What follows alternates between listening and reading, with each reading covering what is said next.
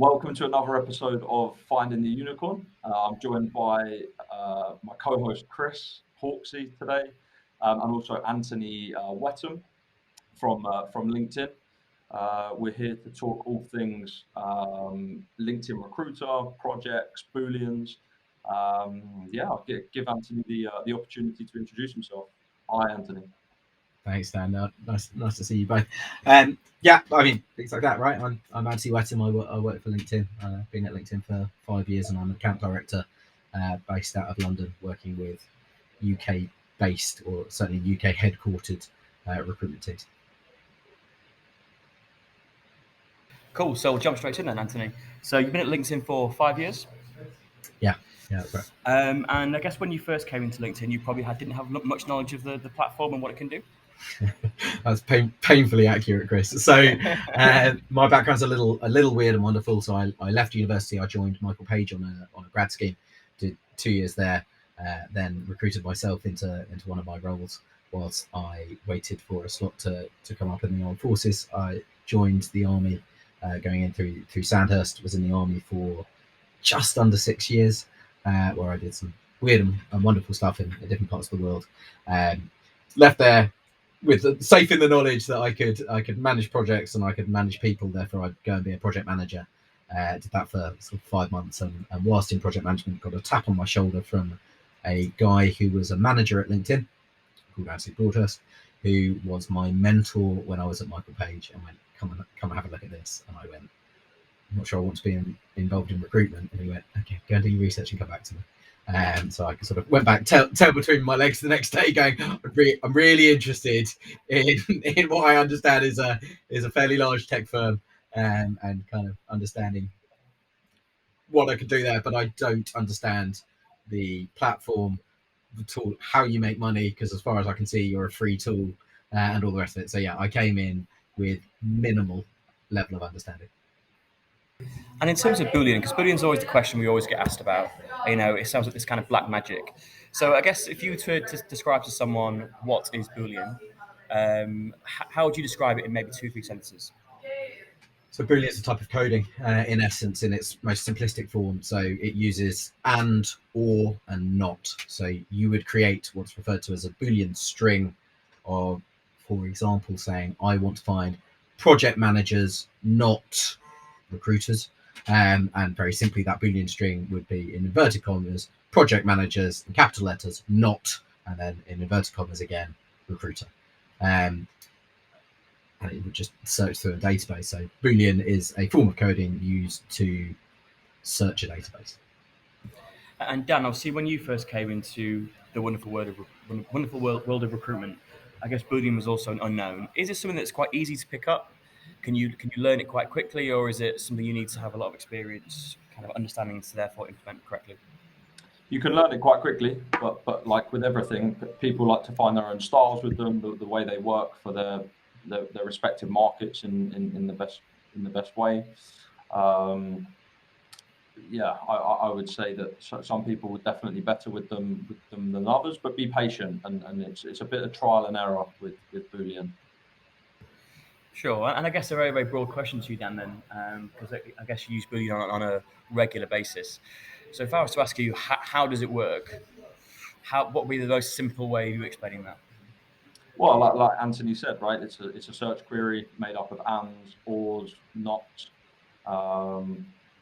You can cluster different categories together by using brackets. So, for example, if you were looking for a Java developer, let's use that as an example. A Java developer as a job title may call themselves a Java developer. They may call themselves a software developer. They may call themselves a software engineer. They may call themselves a back-end engineer, and so on and so forth. You could cluster these within an open and a closed bracket and quotation marks to lock in the if it's more than one word, you want the word and you want it to be displayed in a set way. You can identify them by using speech marks, and that's one of the ways that we use Boolean to help us in our searches. I think perhaps Anthony might touch on it later in the podcast, but LinkedIn has a lot of powerful functions relating to a lot of the fields that you might use as a technology client, like job title, functionalities, and the likes.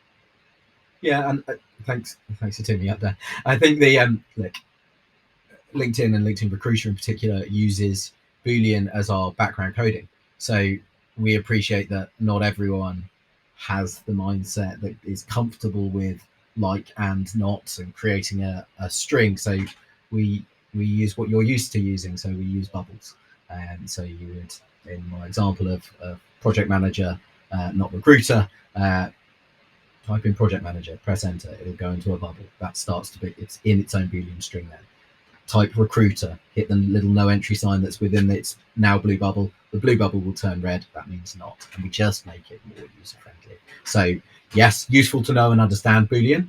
The reality is we are conscious that we need the UX of LinkedIn Recruiter, of LinkedIn, to be as simplistic as possible, so that idiots like me can jump on and very simply know what they're doing, and not need to know all of the ins and outs of a Boolean string, because I'm coming here looking for an individual, not coming here to increase my knowledge of a form of coding. Like that's not what I want to do. What I want is something quick and simple to use. I think that's the great thing about, sorry Chris, to interject, about LinkedIn as a tool. Like you say, it has Boolean, but supported by all of your boxes that are essentially based off of the same search functionality. Yes, that's a great point. I know we're going to talk in some kind of specifics about some of the functionality of LinkedIn, so I thought it'd be useful just to caveat now before we start with the difference between kind of LinkedIn Recruiter and LinkedIn Standard. You call it .com, Anthony, because LinkedIn Recruiter is basically an add-on, a premium product, isn't it? Yeah, so LinkedIn Recruiter is one of the ways that LinkedIn makes its money, right? So you have LinkedIn.com that was created in essence initially as a sort of wine club. I want to be able to connect with, it quite literally was created as a wine club. I want to be able to connect with X, Y, and Z because I know them. It would be useful. My sort of Rolodex of business cards feels a little outdated. So I want to be able to connect to them. So on LinkedIn.com, which I'll refer to as .com, on .com, you can search within your third degree of separation. So your connections, their connections, and their connections. You can have a maximum of 30,000 connections. I've never met anyone that is that popular, that hits that many. And we very consciously set that limit because LinkedIn isn't for the world to be connected to the world. By Bill Gates, we're owned by Microsoft. We all only have 30,000 connections. Yes, you have followers that can just follow your activity, but in terms of having that individual connection, my advice to everyone on .com is I connect to people that I can help, that can help me, or that I've met, or a combination of those, of the three of those. We've got 750 odd million members on the platform. We increased by two people a second. So what? Ultimately, you, when in your search for an individual, may not have the right people within your network. Therefore, Recruiter gives you the ability to search all members and to siphon down using Boolean strings, using our methodology to go, right, I want someone that recruits in the IT spec, or I don't know, is a .NET developer that lives in London but is willing to relocate to Bristol, that plays the harp, and that's first name is Miranda. And we'll go, yeah, cool. Here are the 3 people that hit those criteria, and here's the ability to reach out to them and to message them regardless of your connected status. And then on top of that, we'll give hints and tips, in essence, that allow you to make that messaging stick. So, all right, look, you actually have this in common. You're in these groups together, or your connection X already knows Miranda. Maybe reach out to them for an introduction, or drop in that you know each other, or whatever it may be, to make that first initial message land and get a response. And what kind of person would want to upgrade to LinkedIn Recruiter? Obviously, I appreciate full-time consultants of people in recruitment, but also hiring managers. At what size business do you think they should invest in LinkedIn, in Recruiter? And what sort of prices are we talking broadly? I know there's going to be a scale depending on how, and maybe they want to discuss that, but if you can give a broad... Pricing wise, it's very dependent on the size of your organization. So we're an open book in terms of what our pricing is. It doesn't, like, I'm one of 16,000 people. It's not as if I can go, right, this is your price and this is yours. I don't have that power. But we do everything in economies of scale. So if you are buying one recruiter license as opposed to buying 50, you're looking at a sort of 2 to 3 times the cost, and everything just decreases in price. The number, the more that you get, it's logical in terms of economies of scale. Who should be buying it? I work for LinkedIn. Everyone should be buying it. I think the reality is that we see. I'm going to split between what I'm going to refer to as clients direct and recruitment firms. So recruitment firms, their model will tend to be that everyone has access, because that's how you work. We will tend to see a firm that is a client direct, a client hiring directly into their firm, will have fewer people with that functionality. Depending on your size, if you have an HR department, they'll tend to have the talent acquisition team, the HR team with licenses, but inevitably that is smaller than you will see with a recruitment business. You may see hiring managers on there with a recruiter license. It's less common, significantly less common. But it depends on the size of the business. If the hiring business is also the CEO, is also the person that greets you at the door, then of course. Do you have any data? That'd be quite interesting. Do you have any data on the percentage of technology end clients as opposed to agencies, consultancies that use the recruiter platform? LinkedIn will. I don't at the tips of my fingers. Yeah, that'd be interesting. So I know one of the things we wanted to touch on was the in-mail function. As a consultant myself, that's obviously something I've been using for quite a number of years. Could you just explain to the audience, Anthony, what an in-mail is and how do they work? Yeah, so an in-mail, I'll remove some myths that re-emerge sort of once a year as well around in-mails. So an in-mail is a LinkedIn email in its most simplistic form. So it is utilized by someone to reach out to someone that they are not connected to, and arrives in your inbox with a message with the person's face attached to it, with varying degrees of success. And those degrees of success tend to depend on whether or not it feels like spam to the person opening it.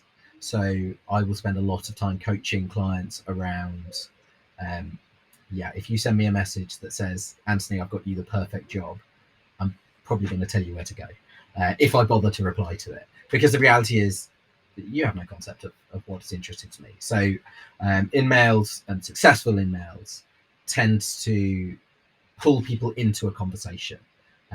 It's very rare that someone sends an in-mail and then there's a to and fro.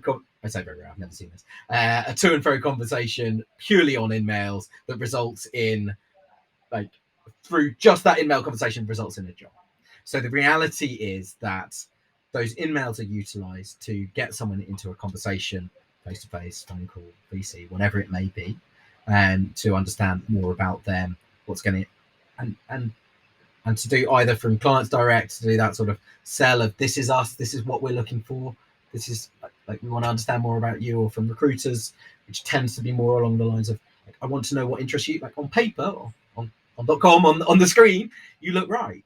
But I need to understand a little bit more about what it is that would motivate you, so that we can make sure that we are providing that right fit. That it's as painful to us if you leave within 2 months as it is for our end user, as it is for you. So we need to understand more about you. So those in-mails and the successful in-mails are those that are personalized and that say something more akin to, Anthony, that your experience at LinkedIn and prior to that in the armed forces is really interesting, because I've got a couple of roles actually where the hiring manager is ex-forces, or you've been recommended to me by Z because they've seen your whatever it is that is more than here's a job, it's an amazing job, you want it. Like, no.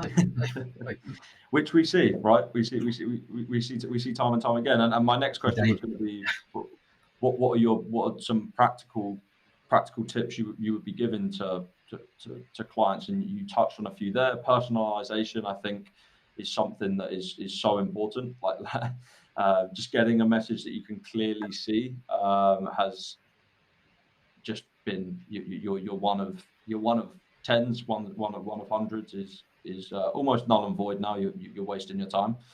You really do need to understand your audience and who you're approaching, why you're approaching them, because we have as people now just too much information out in the open. There are many platforms.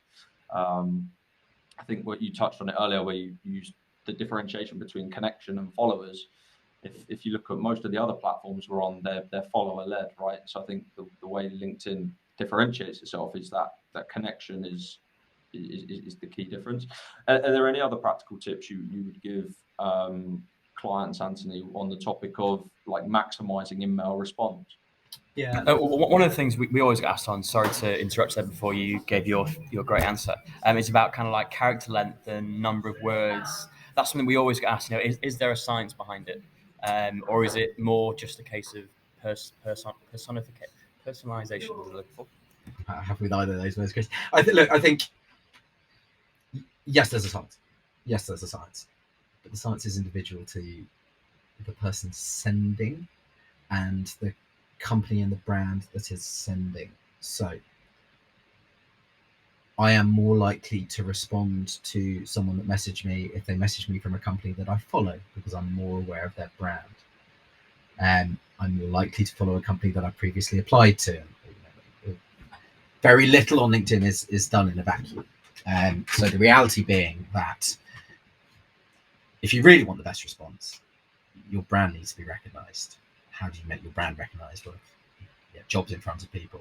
Your content marketing is strong and being pushed to the right individuals. Yes, it's going to go to your followers on LinkedIn. They're going to see every single post. But how are you pushing beyond that? And how are you ensuring that your employees are liking, sharing, commenting, and pushing out your brand in that sense? So I appreciate that's not a direct, like, what do I say in an email that is going to land better and get a reply?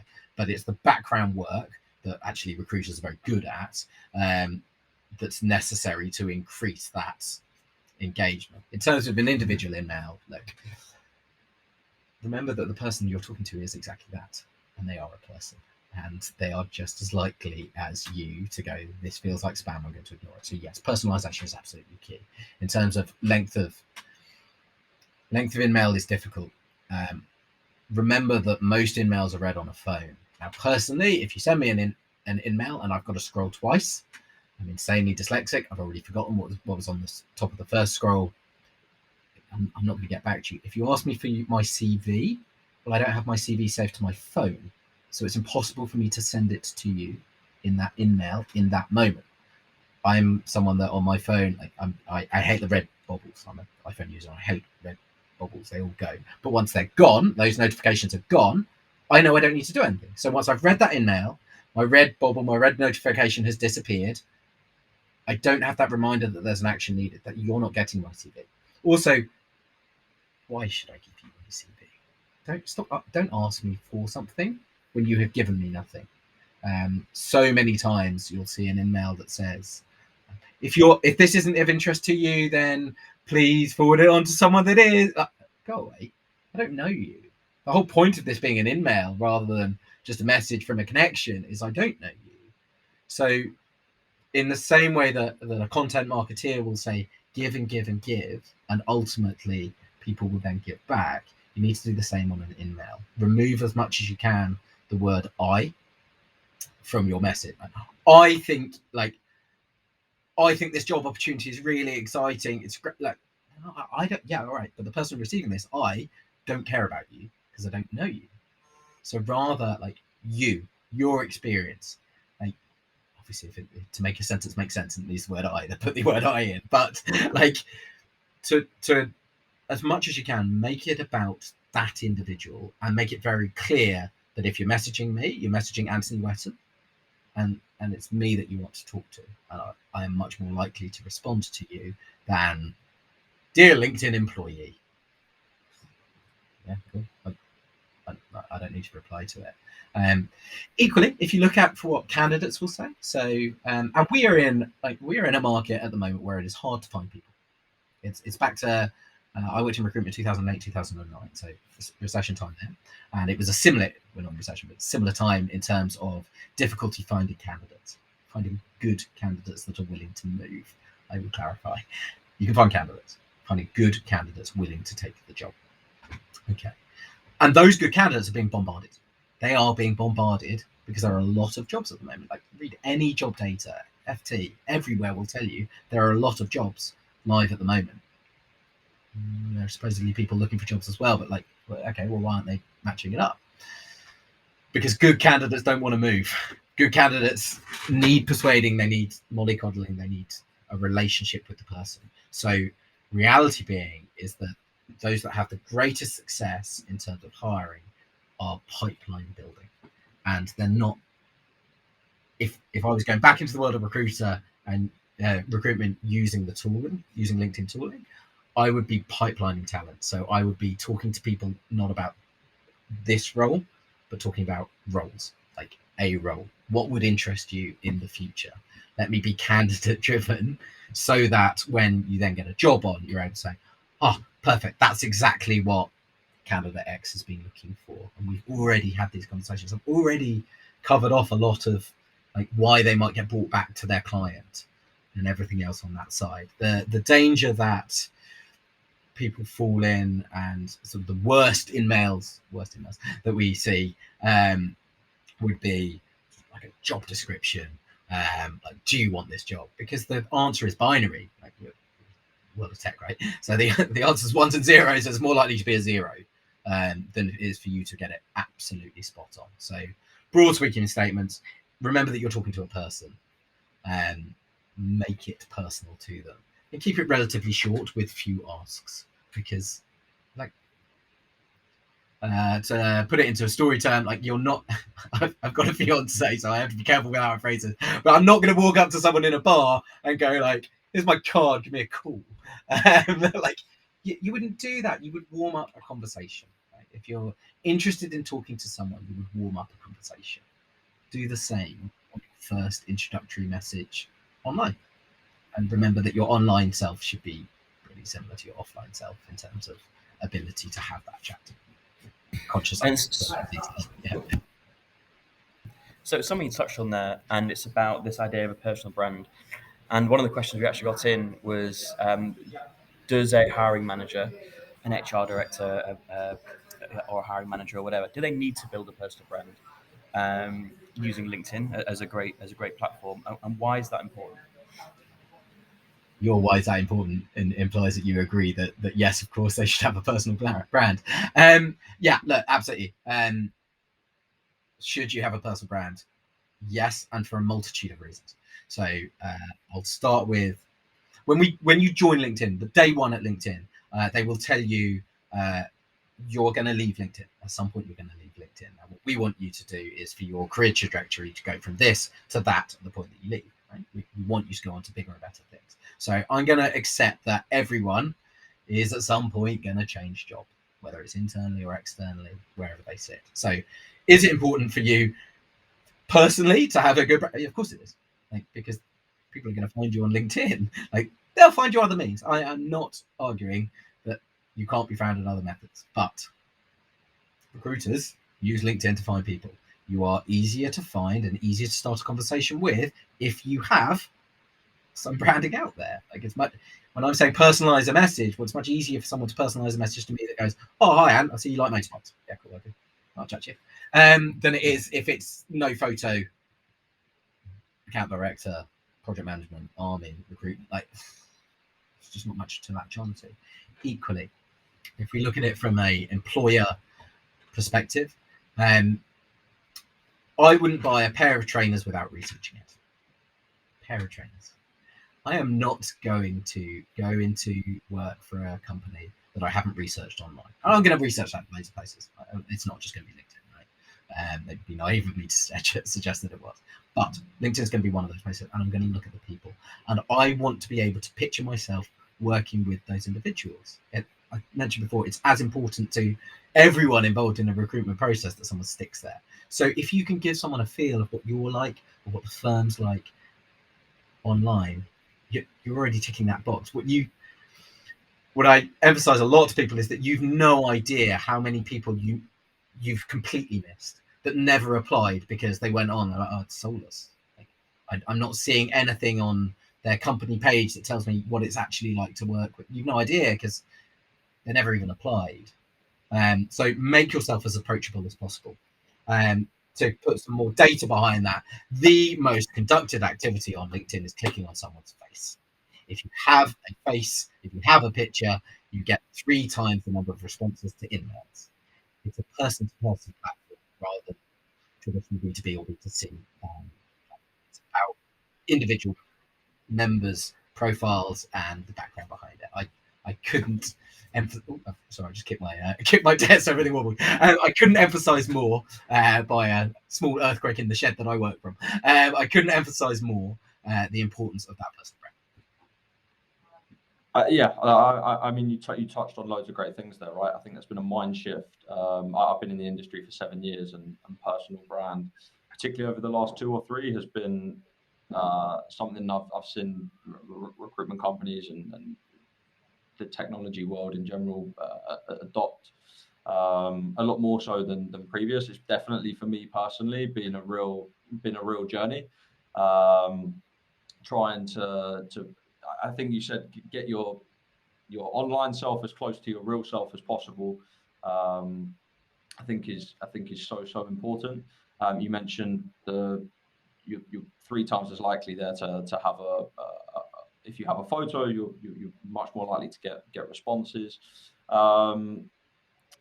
There's a new feature on LinkedIn where on your profile photo you can now have a video. Is that right? Is there any comments you can perhaps make on that function? Is that something worth having as part of your personal brand? Harry Potter mode, as we refer to it internally, as your picture moves. Yeah, look, it's a sort of 5-second odd introduction to yourself. It's another way that people can kind of learn and understand more about you. I think it's equally important to understand that most people on LinkedIn are not looking for a job. Right? Like, they create a profile because someone goes, "Have you updated your CV? Have you got a LinkedIn profile?" Right? That's the bulk of people make a LinkedIn profile for that reason, or new students coming out. Like, the number of new students joining LinkedIn is crazy numbers. I use that phrase because I don't know the numbers, which is me swerving actual facts. But look, so the importance of your brand and what people are doing on the platform is understanding, okay, what's happening in my industry? Like, what's going on? What are rivals doing? How can I win business through this brand? It's not purely like you need to improve your brand to push you and your career trajectory in terms of what's your next role or how do I hire other people. But it's also like we have an entire LinkedIn sales solution business built around how do you grow your connections and your visibility on the platform to ensure that you get more work for you in your current role, and how do we drive that forward. So yeah, look, that's key. Videos, it's great. Like, there's a Forrester, I think, that pushed out that by 2025 over 70% of LinkedIn usage is internet usage is video. So of course we have increased functionality around that. Anything that works for you. Equally, I think I recorded one and then removed it because every time I watched it, I was like, "Oh, I don't like it. I don't like it being there," and I removed it. But that's up to you. It's completely your choice. Yeah, no, exactly. Thank you for touching on that. So, I think one of the questions we had coming from one of the listeners, this was an anonymous listener, and they've asked, "How do I look for a job or a new role without my current company seeing?" I understand the anonymity. I was like, who doesn't want to know? Like, what are they going to say? Okay. LinkedIn's overarching goals is to bring economic opportunity to the entirety of the workforce globally. We don't want to remove your economic opportunity by making you have a difficult conversation with your boss. Therefore, if you search for jobs on LinkedIn, we don't make that public. You can set up a saved search, in essence, that gives you an alert every time your particular job function, industry, location comes up, and every time there's a new role there. And the numbers of individuals being hired off job slots on LinkedIn is epic. It's great to see. So you can do that and without people knowing. I can't say that word today. Okay. The other thing you can do, you can turn on your open to work. And that open to work, you will have seen banners around people's faces. Now, normally those are people that are currently unemployed, or just being made redundant, or coming into the workforce, whatever. For whatever reason, they are happy to say, "Look at me, everyone, look at me." Okay, and everyone on the .com platform can see that if you choose to make it visible. But you can also make it invisible to public and only visible to those that have the recruiter tool. And you're in essence saying, okay, cool, I would like to be looked at. And what recruiters will do using the recruiter tool is they'll in essence set up a safe search for an alert for whenever people turn that on. And they're going to target them because it's lower hanging fruit. It's someone saying, yeah, look, I know not everyone on LinkedIn.com is looking for a job, but I am, and I'm here, and come and talk to me. So that can be done without anyone's knowledge. There's an obvious question then that says, well, hang on a second, I know my company has a recruiter license, and we make every attempt to ensure that if you are both working at the same firm, regardless of if your HR team have got a recruiter license, they cannot see that you are looking. So if I turn mine on, no one at LinkedIn.com can see that I am currently looking. Great. And how foolproof is that? I'm sure there are ways and means around. That's my legal caveat. Is that if you work for the firm and you've got the recruiter license, you can't see that person is looking. But equally, I think there's actually another talk track which I have with a lot of my clients. All of my clients are recruitment firms, and the vast majority of recruitment firms at the moment are struggling to hire good recruiters. They're all growing. It's an interesting market, but good recruiters, well, they're doing well. So do they want to move, and how do you fight this? And indeed, at the same time, they're trying to stop their own retention issues and the issues of losing individuals. Now, to a certain extent, if someone has decided that they're going to go, you can buy them back. You're going to lose them later on. The reasons that you're going to lose an individual are going to remain there. Now, if they're purely financial and you buy them back with a 50% increase in their salary, fantastic. And then they go, well, why didn't you give me that before?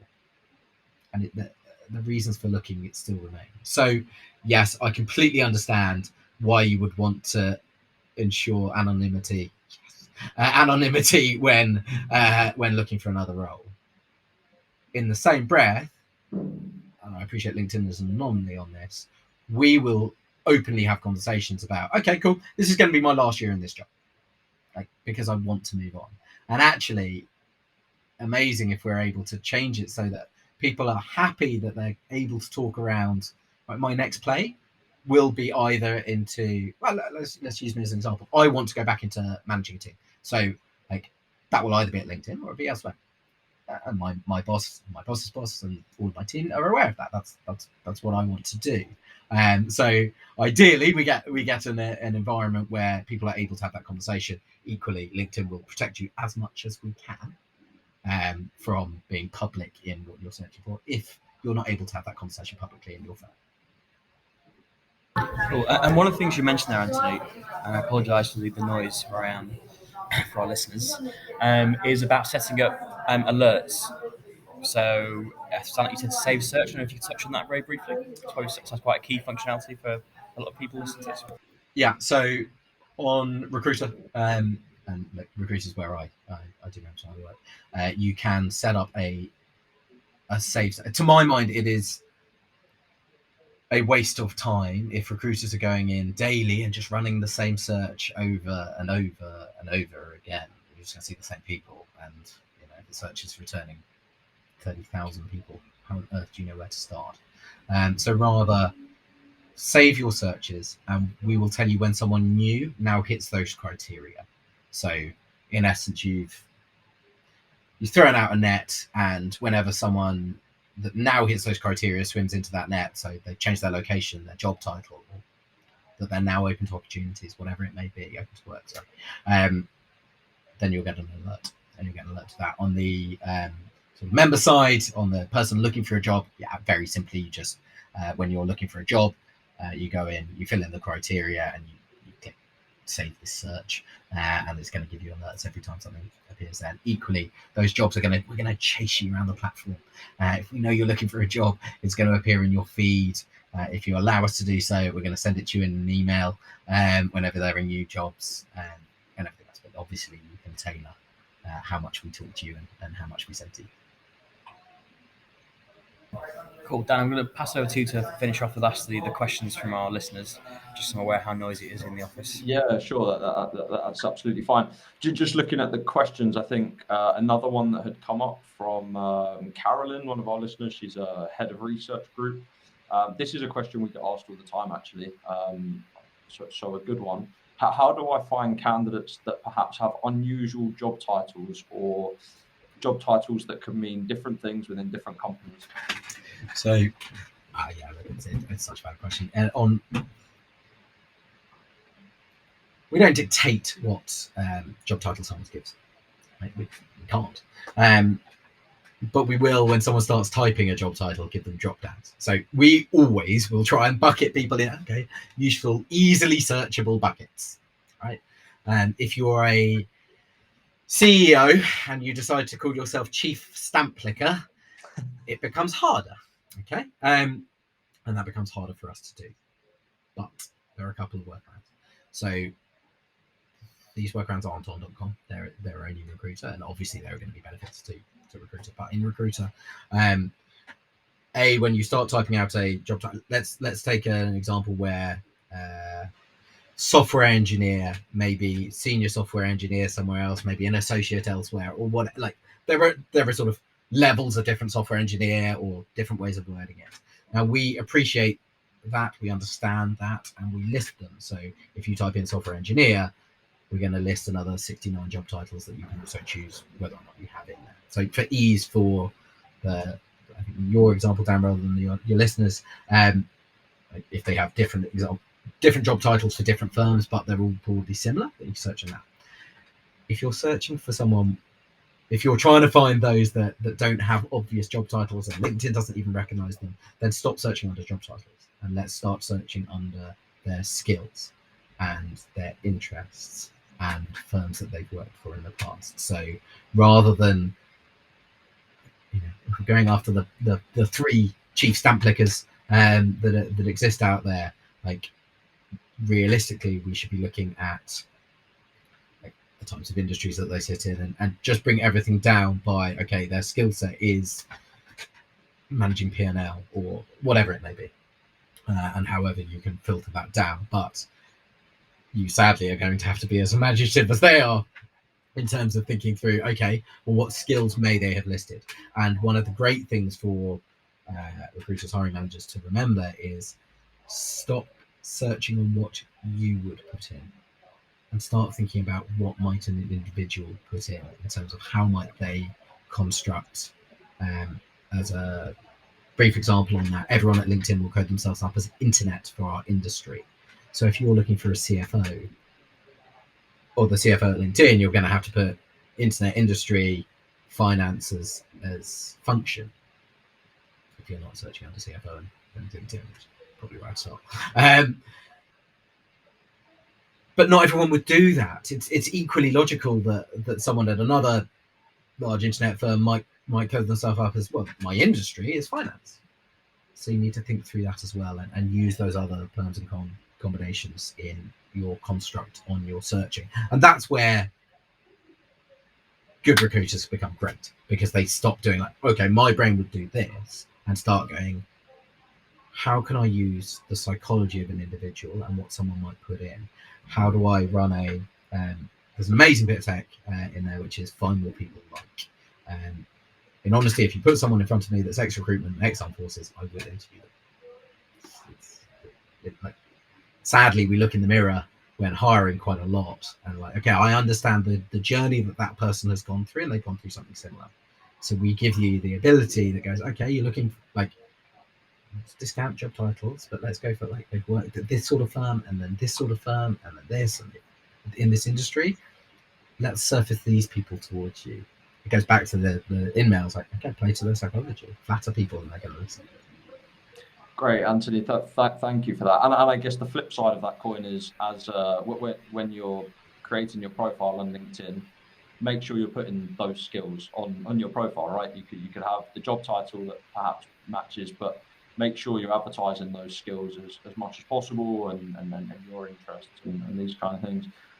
Well, look, okay, I think that's it for today. Thanks to Anthony. Thanks, Chris. If you have any questions or topics, email podcast@montash.com.